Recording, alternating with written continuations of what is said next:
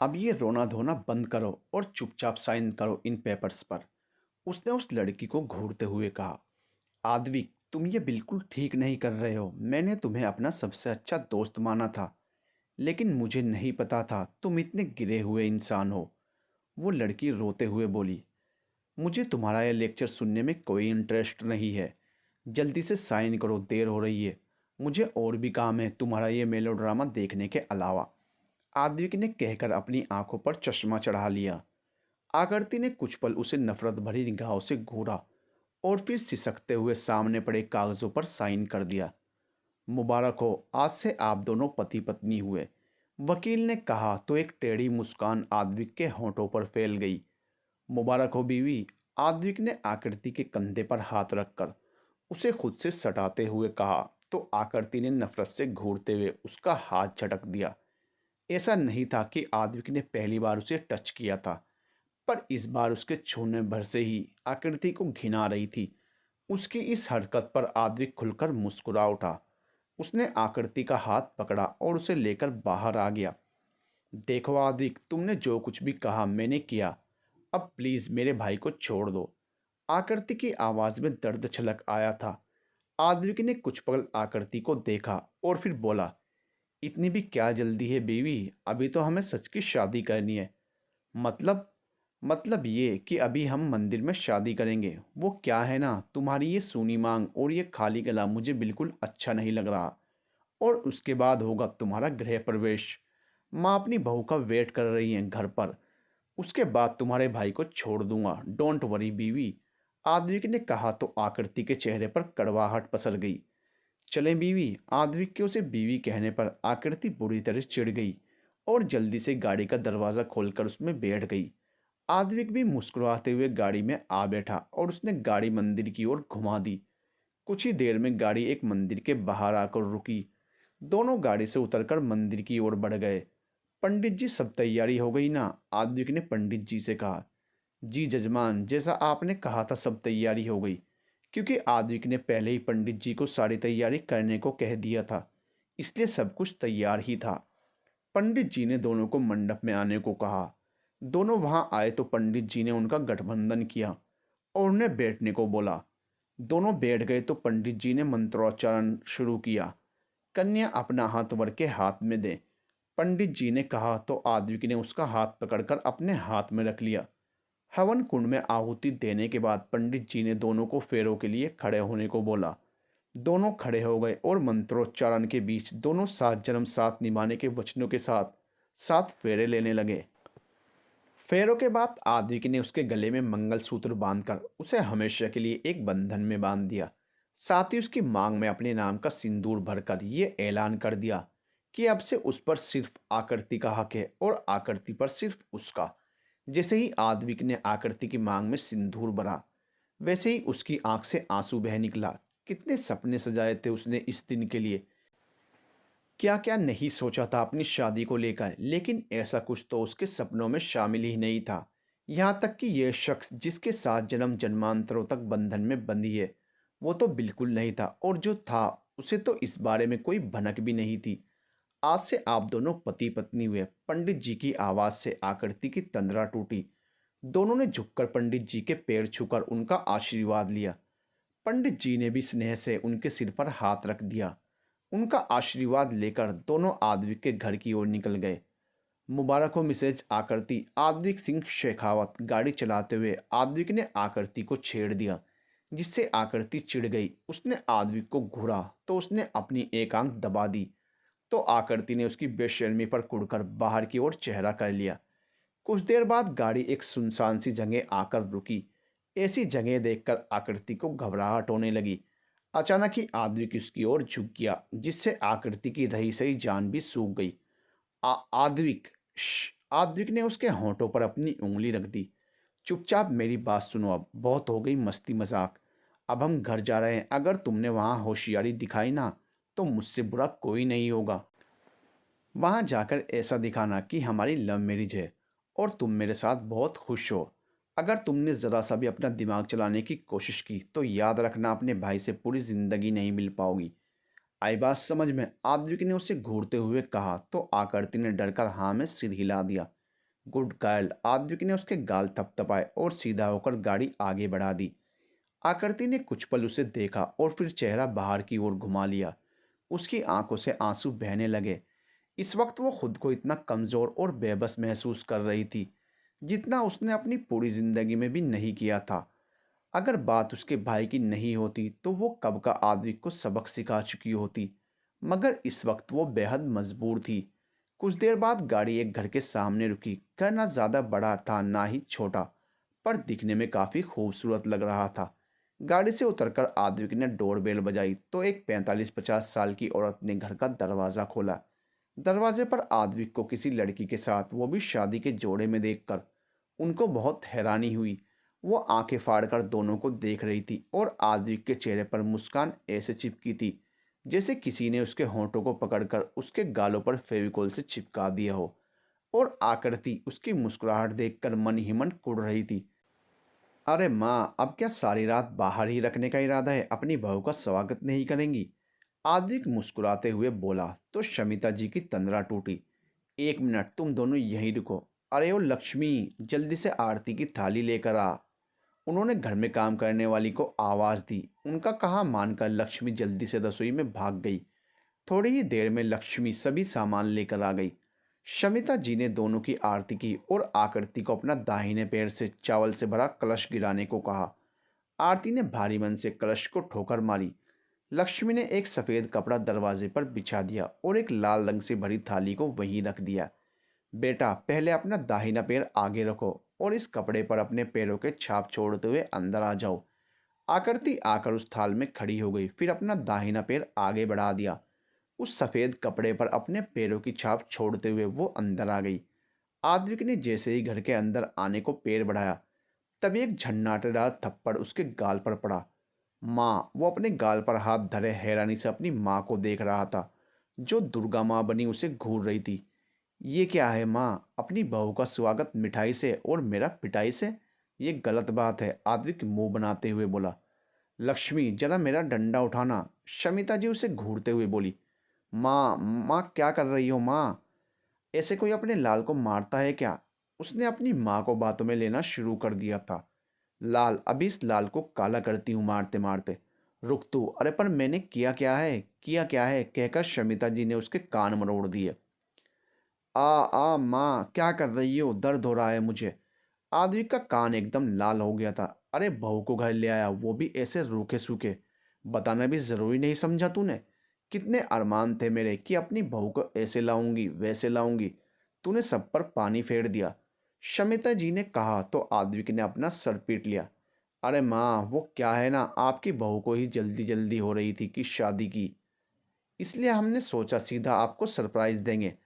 आद्विक ने कहा तो आकृति का मुंह हैरानी से खुल गया।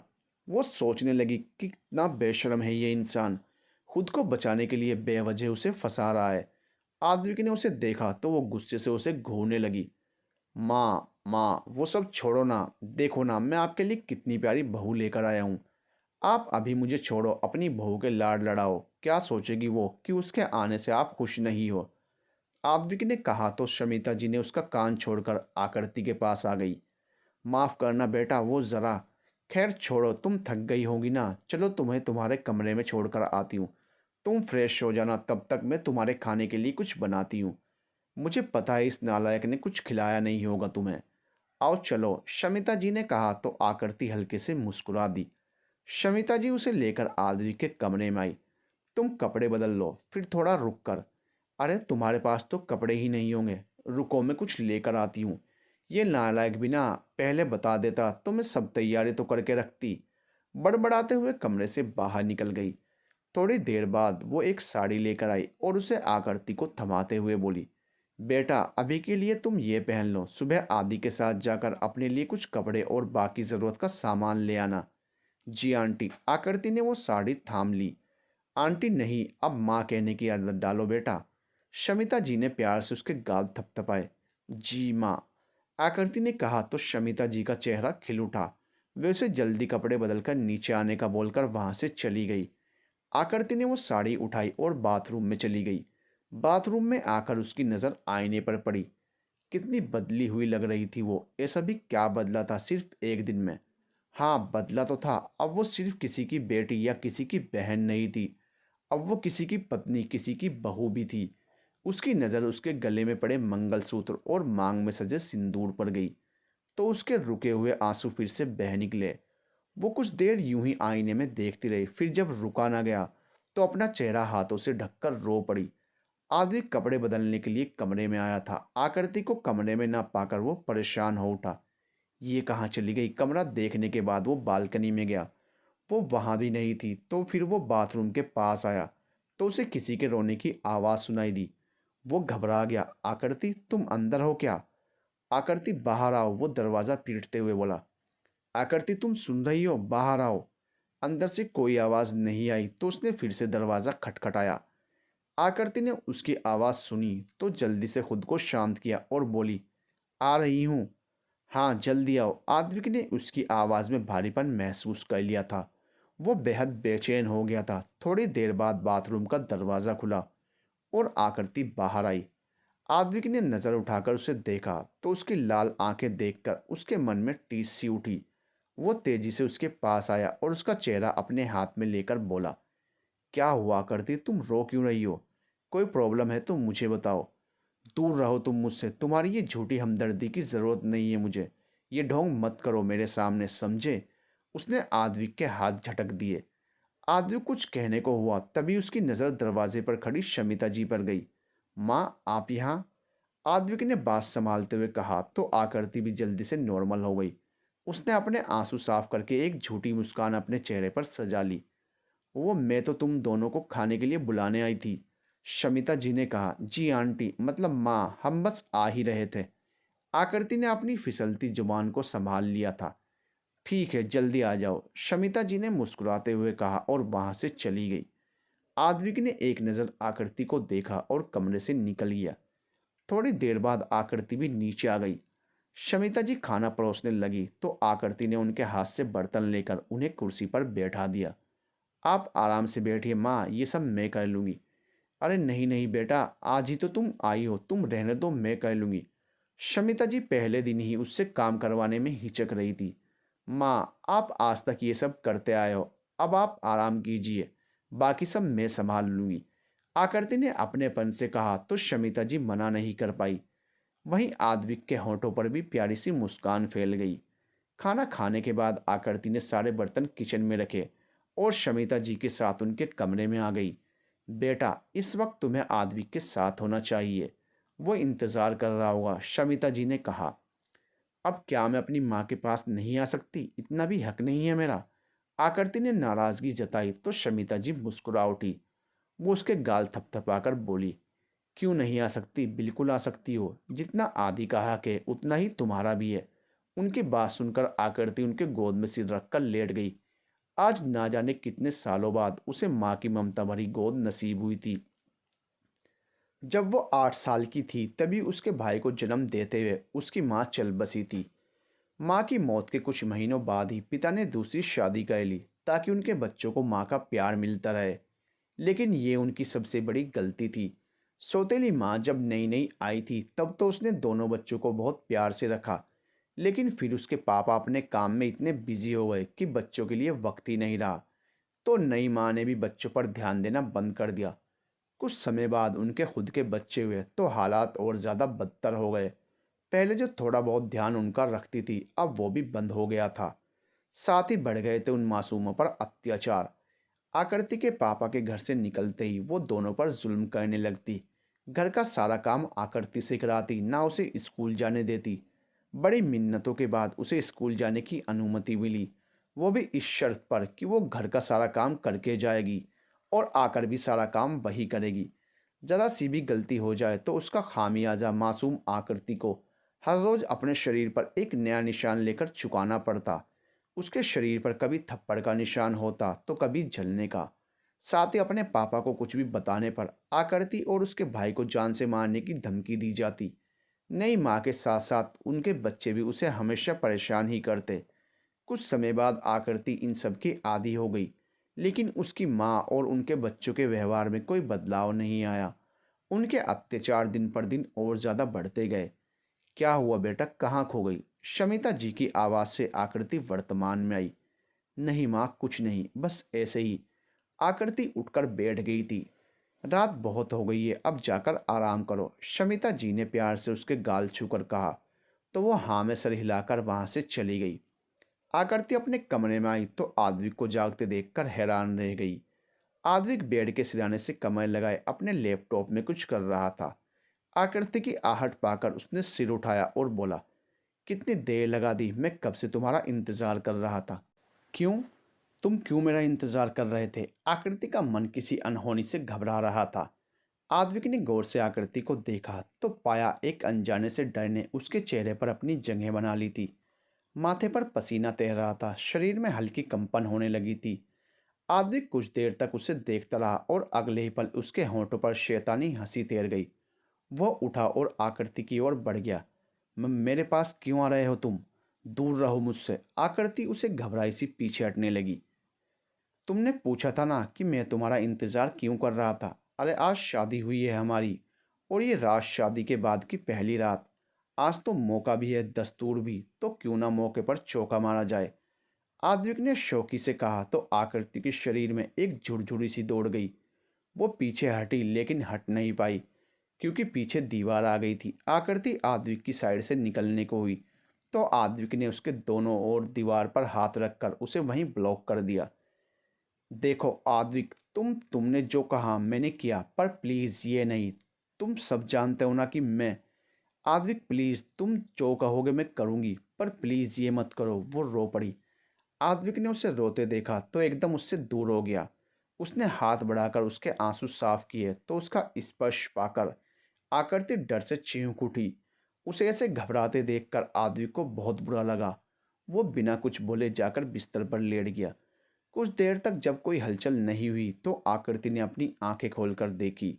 उसकी नज़र बेड पर लेटे आद्विक पर गई, जो उसे ही देख रहा था। सो जाओ, रात बहुत हो गई है, कहकर आद्विक ने करवट बदल ली। आकृति आकर बेड के पास खड़ी हो गई और सोचने लगी कि आखिर वो सोए कहाँ। आद्विक के साथ बिस्तर साझा करने में उसे झिझक महसूस हो रही थी। अगर तुम्हें लग रहा है कि मैं तुम्हारे लिए अपना बेड छोड़कर सोफे पर या ज़मीन पर सोऊंगा, तो भूल जाओ, ये कोई मूवी नहीं है, रियल लाइफ है। इसलिए सो जाओ चुपचाप और बेफिक्र रहो, मैं अपनी साइड ही रहूँगा पूरा टाइम। सो जाओ आराम से। आद्विक ने आंखें बंद किए हुए ही कहा और सीधा होकर अपनी आंखों पर हाथ रख लिया। थोड़ी देर बाद आकृति भी आकर बेड की दूसरी साइड लेट गई। तुम एक इंच भी इधर मत खिसकना, आकृति ने कहा तो आद्विक उसे खा जाने वाली नजरों से घूरने लगा। उसे गुस्से में देखकर आकृति सकपकाकर बिस्तर पर बैठ गई। आद्विक ने नाम में गर्दन हिलाई और अपनी आंखों पर हाथ रखकर लेट गया। कुछ देर बाद आकृति भी लेट गई। पूरे दिन की थकी होने के कारण जल्दी वो नींद के आगोश में समा गई। उसके सोने के बाद आद्विक ने आंखें खोलकर उसे देखा और उसकी तरफ चेहरा करके लेट गया और उसे निहारने लगा। गहराती रात के साथ साथ आद्विक की आंखें भी नींद से बोझिल होने लगी और वो भी सपनों की दुनिया में खो गया। सुबह जब आद्विक की आंख खुली तो उसके होंठों पर बहुत गहरी मुस्कान चिपक गई।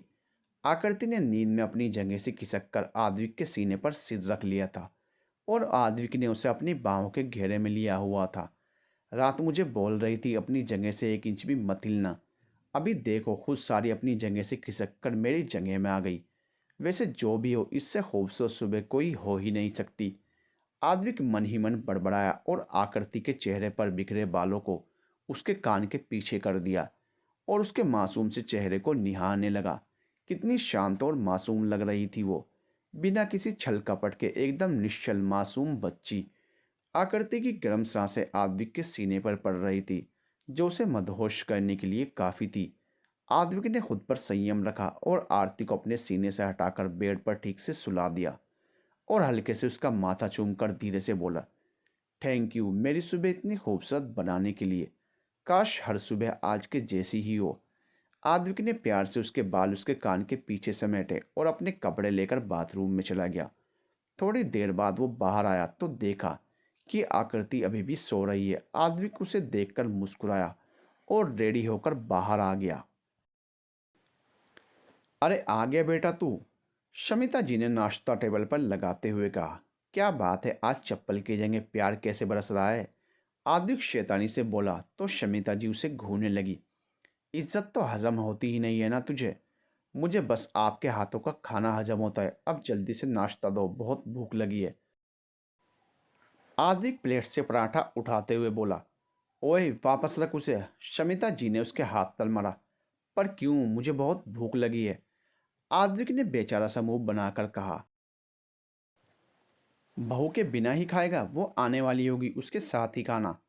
माँ वो अभी सो रही है, मैं ऑफिस के लिए लेट हो जाऊंगा। आप जल्दी नाश्ता दो, आद्विक ने कहा और वापस से पराठा उठा लिया। अच्छा हाँ, थकान हो गई होगी ना, कोई ना, उसे सोने दे, तू नाश्ता करके जा। शमिता जी उसके प्लेट में नाश्ता परोसने लगी। नाश्ता करने के बाद आद्विक ऑफिस के लिए निकलने लगा। गेट पर जाकर वो वापस पलटा। माँ वो, हाँ हाँ, तेरी बीवी को नहीं उठा रही, टाइम से खाना भी खिला दूंगी, उसका ख्याल रखूंगी, खुश अब। शमिता जी ने उसकी बात पूरी कर दी। आपको पता है आप वर्ल्ड की बेस्ट माँ हो। आद्विक ने वापस आकर उनके गाल चूम लिए। काश मैं भी ये कह पाती, शमिता जी ने कहा तो आद्विक का मुंह बन गया। चल आद्विक बेटा, अपने ही घर में तेरी कोई इज्जत नहीं है, निकल यहाँ से, इससे पहले और ज़्यादा वाट लगे। दफा हो यहाँ से। आद्विक बड़बड़ाते हुए वहां से निकलने लगा। अरे रुक, अब क्या, आद्विक चिढ़ गया था। आज ऑफिस मत जा, आकृति को पग फेरे के लिए उसके मायके लेकर जाना है, साथ ही उसकी ज़रूरत का सामान भी लेना होगा उसे। माँ मुझे याद है, मैं जल्दी आ जाऊंगा, कहकर वो बाहर निकल गया। कुछ देर बाद आकृति की आंख खुली। खुद को अनजान जगह पाकर वो कुछ पल को हैरान रह गई। पर फिर उसे याद आया कि अब यही उसका घर है, तो वो उदास हो गई। फिर उसकी नज़र घड़ी पर गई तो वो एकदम से उछल गई। हे भगवान, मैं इतनी देर तक कैसे सोती रही, और ये आदमी कहाँ चला गया। वो मुझे सार्थक के पास ले जाने वाला था, पर उससे पहले मैं रेडी हो जाती हूँ। वो बेड से उठी ही थी कि दरवाजे पर दस्तक हुई और शमिता जी अंदर चली आई। गुड मॉर्निंग बेटा। शमिता जी ने उसके सिर पर हाथ फेरा तो आकृति की आंखें भर आई।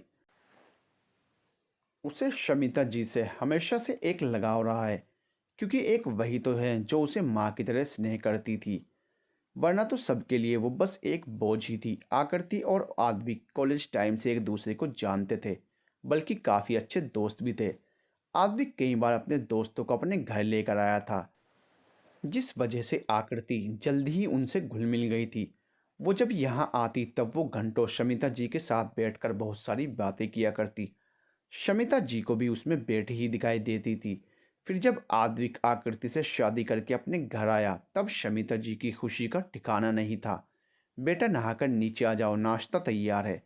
सॉरी माँ, पता नहीं कैसे आँख ही नहीं खुली। वो सच में काफ़ी शर्मिंदा थी। कोई बात नहीं बेटा, हो जाता है, और वैसे भी कल इतनी भाग दौड़ की थी कि थक गई होगी, आराम भी तो ज़रूरी है। शमिता जी ने प्यार से कहा तो आकृति का मन भराया कि कहाँ उसके अपने घर में उसे 2 पल के लिए आराम नहीं करने दिया जाता था, और यहाँ उससे इतने प्यार से पेश आ रहे हैं। अब फिर से क्या सोचने लगी, उसे सोच में गुम देखकर शमिता जी ने पूछा। नहीं कुछ नहीं माँ। वो आद्विक कहकर वो शांत हो गई। बेटा वो ऑफिस गया है, कोई ज़रूरी मीटिंग थी, आ जाएगा थोड़ी देर में, तब तक तुम तैयार हो जाओ। शमिता जी ने कहा तो उसने हाँ में सिर हिला दिया और बाथरूम में चली गई। शमिता जी भी वहाँ से चली गई। कुछ देर बाद उसे याद आया कि वो पहनेगी क्या, कपड़े तो हैं ही नहीं उसके पास। फिर कुछ सोचकर वो बाथरूम से निकली और आदमी की कबर्ड खोलकर उसमें से एक टी शर्ट निकाली और तेजी से बाथरूम में घुस गई। आकृति, वो आगे के शब्द आदमी के मुंह में ही रह गए जब उसकी नज़र उसकी टी शर्ट पहने खड़ी आकृति पर गई। वो उसके घुटनों से ऊपर तक थी। उसे ढीली ढाली सी ब्लैक टी शर्ट में वो लड़की कहर ढा रही थी। आद्विक ने उसे देखा तो हैरानी से उसका मुंह खुला का खुला रह गया।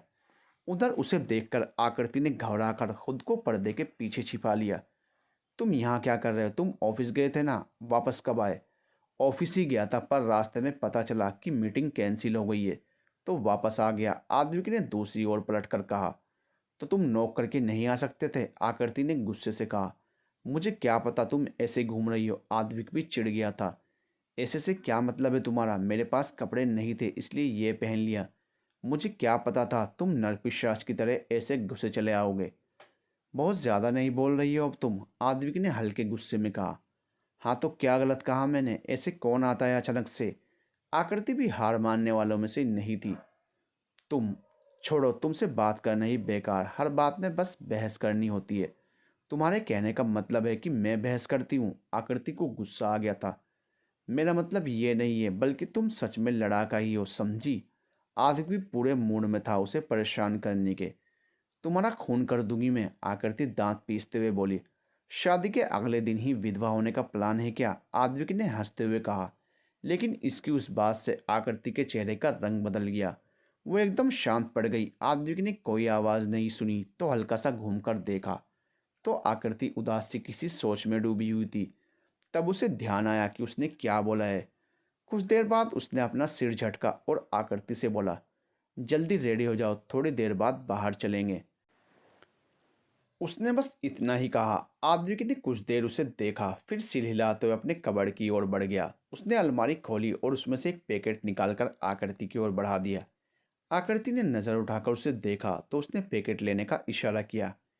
आकृति ने वो पैकेट पकड़ा। आद्विक उसे जल्दी तैयार होने को बोलकर कमरे से बाहर निकल गया। आकृति पर्दे से बाहर आई और जल्दी से अंदर से गेट बंद कर लिया। उसने वो पैकेट खोलकर देखा तो उसमें एक लाल और सफ़ेद रंग का प्यारा सा सूट था। आकृति वो सूट पहनकर तैयार ही हुई थी कि आद्विक ने दरवाज़ा खटखटाया। आकृति, तुम तैयार हुई कि नहीं? बस आ रही हूँ, कहते हुए उसने दरवाज़ा खोल दिया। चलें। दोनों निकलने लगे कि आद्विक की नज़र उसकी सूनी मांग पर गई। उसकी नज़र फिसलते हुए उसके गले पर पहुंची तो आद्विक का मन खिन्न हो गया। उसने आकृति का हाथ पकड़ा और वापस अंदर ले आया। क्या कर रहे हो? बाकी के शब्द उसके मुंह में रह गए जब आद्विक ने ड्रेसिंग से सिंदूर उठाकर उसकी मांग में भर दिया। वो हैरानी से उसे देखने लगी। उसके कुछ कहने से पहले ही उसने मंगलसूत्र भी उसके गले में बांध दिया। मुझे इन सब से कोई फर्क नहीं पड़ता, पर माँ को पड़ता है और माँ को इस बात का बिल्कुल शक नहीं होना चाहिए, समझी? आद्विक ने बिना उसकी ओर देखे कहा तो वो बस हम कर पाई। आद्विक भी आगे बिना कुछ बोले नीचे आ गया।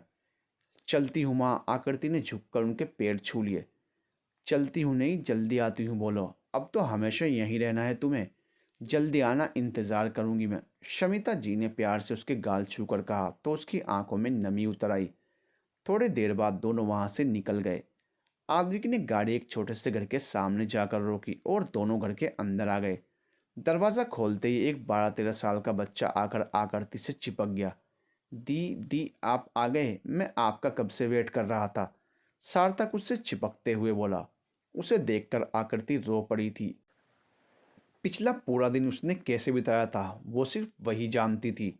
आखिर एक वही तो था उसके जीने का सहारा। उसे कुछ हो जाता तो उसका क्या होता?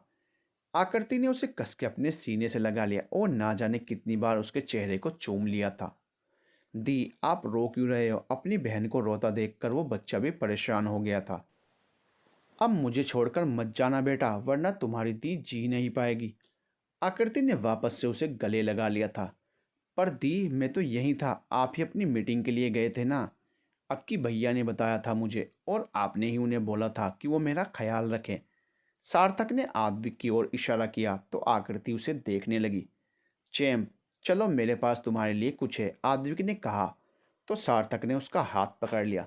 जल्दी आओ, बाहर वेट कर रहा हूँ तुम्हारा, कहकर आद्विक सार्थक को लेकर वहाँ से बाहर की ओर चला गया।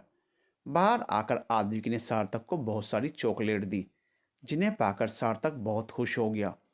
थोड़ी देर बाद आकृति बाहर आई। सार्थक को आद्विक के साथ हंसता मुस्कुराता देखकर उसे बहुत सुकून मिला। आद्विक ने सबको गाड़ी में बैठने का इशारा किया और दोनों को लेकर वहां से निकल गया। कुछ देर बाद गाड़ी आकृति के पापा के घर के बाहर रुकी। हम यहाँ क्यों आए हैं? आकृति को बिल्कुल अंदाज़ा नहीं था कि आद्विक इस तरह से उसे यहाँ लेकर आ जाएगा। तुम्हारे पग फेरों की रस्म के लिए, आद्विक ने उसे नीचे उतरने का इशारा किया, लेकिन उसने उतरने से मना कर दिया। वो कैसे जा सकती थी इस घर में? अपने पापा को क्या जवाब देगी और वो कैसे रिएक्ट करेंगे ये देख कर कि उनकी बेटी ने उन्हें बिना बताए शादी कर ली? और जब वो इस बारे में सवाल करेंगे तो क्या जवाब देगी? नहीं, वो घर नहीं जा सकती, वो नहीं जाएगी। आद्विक, नहीं, मुझे घर नहीं जाना, वो घबराई सी बोली। क्यों? क्योंकि बोला ना, मुझे नहीं जाना मतलब नहीं जाना। तुम्हें समझ क्यों नहीं आती, एक बार में वो चीख पड़ी थी। आद्विक ने कुछ पल उसे देखा और फिर बोला, हो गया ड्रामा, अब ये ड्रामा बंद करो और जल्दी उतरो गाड़ी से। पर आद्विक, उसने इतना ही कहा था कि आद्विक उसे घूरने लगा। उसे गुस्से में देखकर आकृति झट से गाड़ी से उतर गई। आद्विक आकृति और सार्थक के साथ आकृति के घर के दरवाजे पर खड़ा हुआ था। उसने आकृति का हाथ कस के पकड़ा हुआ था। वहीं आकृति डर से बुरी तरह कांप रही थी। आद्विक ने डोरबेल बजाई। कुछ देर बाद एक औरत ने दरवाज़ा खोला। आकृति को देखते ही उसका मुंह बन गया था। उनकी नज़र आकृति के हाथ पर गई जो आद्विक ने मजबूती से थामा हुआ था। उनके तन बदन में आग लग गई। आकृति अभी भी डर की वजह से कांप रही थी। आद्विक ने उसे देखा और उसका हाथ और मजबूती से पकड़ लिया, उसे ये यकीन दिलाने के लिए कि वो हमेशा उसके साथ है। और जब उस औरत ने नजरें आकृति के गले में पड़े हुए मंगलसूत्र से होते हुए माथे पर सजे सिंदूर पर गई तो उसका गुस्सा आसमान छू गया। अरे सुनते हो, ये देखो तुम्हारी लाडली ने क्या गुल खिलाए हैं। कहीं मुंह दिखाने लायक भी नहीं छोड़ा इस लड़की ने। सुनंदा गला फाड़ फाड़ कर रोने लगी थी। क्या हो गया, क्यों चिल्ला रही हो? अमरजी कमरे से बाहर आते हुए बोले, ये देखो अपनी लाडली की करतूत, बिना बताए बिहार रचा कर आई है ये लड़की। जीते जी मुंह दिखाने के काबिल भी नहीं छोड़ा हमें इसने। वो तो आप वैसे भी काबिल नहीं हो सासू माँ। आद्विक ने टेढ़ा मुस्कुराकर कहा तो सुनंदा उसे गुस्से से घूरने लगी। अमरजी ने आकृति को देखा जो सिर झुकाए चुपचाप खड़ी थी। अमरजी उसे गुस्से से घूरते हुए बोले, ये सब क्या है आकृति? उन्हें गुस्से में देखकर आकृति अंदर तक कांप गई। अमरजी ने गुस्से में उस पर हाथ उठा दिया तो आकृति ने डरकर अपनी आंखें बंद कर ली। सोचिएगा भी नहीं ससुर जी, अब वो आपकी बेटी आकृति मलिक नहीं है, मेरी पत्नी आर्तिक आद्विक सिंह शेखावत है। आद्विक की आवाज़ सुनकर उसने आंखें खोलकर देखा। आद्विक ने अमर जी की कलाई पकड़ी हुई थी और वो उन्हें गुस्से से घूर रहा था। इस बदतमीज लड़के के लिए तुमने मेरी इज्जत मिट्टी में मिला दी। आज से तू मर गई मेरे लिए। अमर जी गुस्से में बोले, मर तो ये दोनों आपके लिए उसी दिन गए थे जब आपने इन्हें इस औरत के हाथ में सौंपा था। आज आपने उसका श्राद्ध भी कर दिया मिस्टर मलिक। आदमी भी बेहद गुस्से में था। उसके गुस्से को देखकर एक बार को अमरजी भी डर गए थे। इसको एक बार आपसे मिलाने लाया था और शायद ये गलती कर दी मैंने। आज के बाद ये यहाँ कभी नहीं आएगी। चलो आकृति। आद्विक ने एक हाथ से उसका हाथ थामा और दूसरे से सार्थक का हाथ पकड़ा और उन्हें ले जाने लगा, लेकिन आकृति अपनी जगह से नहीं ली। पापा, पापा प्लीज़ ऐसा मत कहिए, मैं आपसे माफ़ी मांगती हूँ। प्लीज़ मुझे माफ़ कर दीजिए पापा, मैं आपकी बेटी हूँ ना। पापा प्लीज़ एक बार। आकृति अमरजी के पैरों में गिर गई थी, लेकिन अमरजी ने उसे धक्का देकर खुद से दूर कर दिया। लेकर जाओ इस कलंक को मेरे सामने से और मेरे बेटे को यहीं छोड़ो। अमरजी ने सार्थक का हाथ पकड़कर अपनी ओर खींच लिया। आपका बेटा? कौन सा बेटा? पिछले 2 दिन से वो कहाँ है, किस हाल में है? आपने एक बार भी कोशिश की जानने की? तो अब उसे अपने पास रखने का हक भी खो चुके हैं आप। आद्विक ने सार्थक को गाड़ी में बैठने को कहा। सार्थक गाकर गाड़ी में बैठ गया। आद्विक ने एक नज़र आकृति को देखा जो अपने पिता की बात सुनकर बदहवास से ज़मीन पर पड़ी थी। उसने आगे बढ़कर उसे गोद में उठाया और गाड़ी की ओर लेकर बढ़ गया। सुनंदा और अमरजी बस उन्हें जाते देखते रह गए। वहीं आद्विक की गाड़ी को देखकर सुनंदा के मन में कुछ विचार चलने लगे। वो अमरजी को लेकर अंदर चली गई। आद्विक आकृति और सार्थक को लेकर अपने घर आ गया। उन्हें इतनी जल्दी आया देखकर शमिता जी हैरान रह गई। वो कुछ सवाल करती और आकृति की हालत देखकर वो घबरा गई। वो दौड़कर आद्विक के पास आई। क्या हुआ इसे? तुम लोग तो इसके पापा के घर गए थे ना, फिर ये सब? शमिता जी घबरा कर बोली। बाद में बताता हूँ माँ, अभी उसे आराम करने दो, आद्विक ने कहा। तो शमिता जी ने हाँ में सिर हिला दिया। आद्विक ने आकृति की ओर पानी का गिलास बढ़ाया, पर वो जस की तस बैठी रही। उसके कानों में अमर जी के कहे शब्द अब तक गूंज रहे थे। आद्विक ने शमिता जी की ओर देखा तो उन्होंने पलकें झपकाकर उसे शांत होने को कहा। शमिता जी उसके पास बैठकर उसका सिर सहलाने लगी तो आकृति की तंद्रा टूटी। उसने भरी आंखों से उन्हें देखा। शमिता जी ने अपनी गोद की ओर इशारा किया। आकृति ने उनकी गोद में सिर रख लिया। उनका ममताई स्पर्श पाकर आकृति जल्द ही नींद के आगोश में चली गई। To be continued. एक तरफ आद्विक ने सार्थक को अगवा करके आकृति से जबरदस्ती शादी की और दूसरी तरफ उसने सार्थक को कोई नुकसान न पहुंचाकर उसका ख्याल रखा।